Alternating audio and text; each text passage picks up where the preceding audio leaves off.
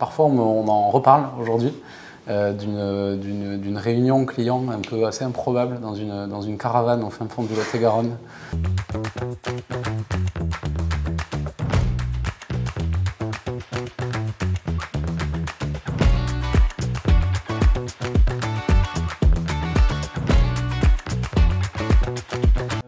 Moi, je suis Sales Team Lead chez 50, qui est une solution SaaS dans les RH.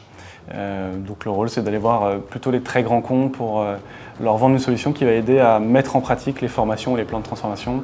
Donc mon rôle, c'est à la fois du sales et en même temps de coacher les équipes commerciales. Et moi, quand j'ai quitté Up2, j'ai monté ma boîte qui s'appelle Linkus, qui est un cabinet de recrutement, de chasse de tête, qui est spécialisé sur les métiers de la supply chain, des achats et des opérations. Merci de ne pas couper ça au montage.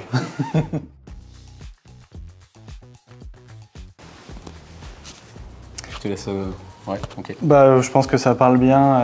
Sales process, je l'ai fait un peu à l'anglaise, mais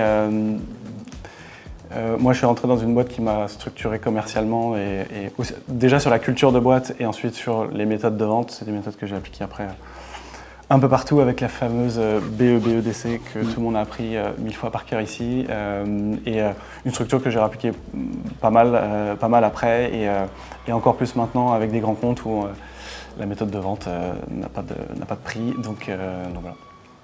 Ok, moi parfaitement d'accord avec toi. Mais plus globalement, quand je dis me connaître, c'est parce que en fait, je savais pas trop ce que je voulais faire quand je suis arrivé chez Up2, un peu par hasard. Et ça m'a appris à savoir ce dans quoi j'étais bon, mais aussi ce dans quoi j'étais peut-être un peu moins bon. Et ça m'a appris à savoir ce que je voulais pour la suite de mon parcours. Vas-y. Ok, je pense. Copain parce que le meilleur souvenir que j'ai, c'est des rencontres humaines. Enfin, je sais que je me suis fait des potes à ce moment-là de mon parcours que j'ai encore aujourd'hui et je pensais pas que c'était quelque chose de possible dans la mesure où j'ai déjà mes potes d'enfance, j'avais déjà mes potes d'école, etc. Et j'imaginais pas pouvoir créer des amitiés aussi fortes. Moi j'ai mis séminaire, ça va un petit peu avec ça. J'aurais pu mettre catamaran aussi pour ceux qui étaient à Marrakech. J'ai mis les deux parce qu'à la fois il y avait le play hard et ces séminaires qui étaient incroyables et qui ont créé des liens de ouf avec nous tous et des dossiers je pense sur pas mal aussi. Mais j'ai aussi ce côté, quand je suis parti, j'ai un peu ce souvenir dans chacune de mes boîtes, mais là c'était un peu comme si c'était le dernier moment. Juste en partant, j'ai fait ma plus belle vente chez Up2, qui était du multi-profil, des gros paniers, un truc un peu excitant, où ça commençait à devenir un peu de la vente aussi complexe. Parce qu'il y avait plusieurs profils, plusieurs interlocuteurs. Ça ne s'est pas fait aussi vite qu'on pouvait le faire parfois quand tout était bien goupillé, donc avec un peu de structure commerciale très cool. Donc deux bons souvenirs, work hard et play hard. Je ne sais pas si c'est toujours la devise, mais ça l'était à l'époque en tout cas.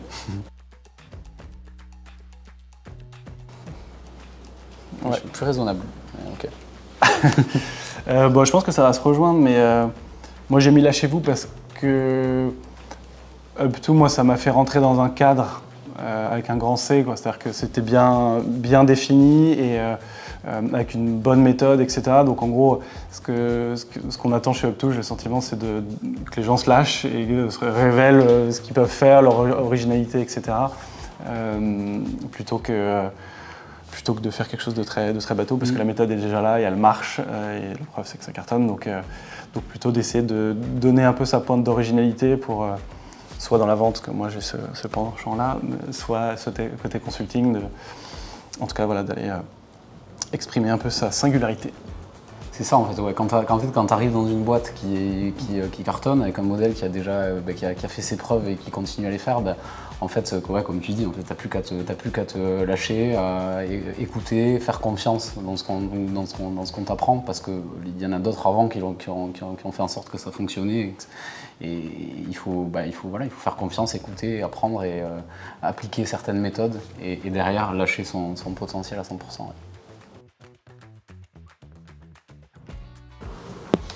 Ouais. Moi, ouais, c'est les blagues de Quentin. C'est les blagues de Quentin qui étaient certes douteuses, mais toujours assez fines. Et ça me manque, je suis content quand il m'en écrit quelques-unes. Plutôt moi, sur la découverte, il y a un truc qui que particulièrement j'ai trouvé ultra fort, c'est que c'était mon premier job de sales et pas que de sales, c'est qu'il y a eu plusieurs étapes dans la vente. Je parlais d'une grande vente que j'avais faite à la toute fin.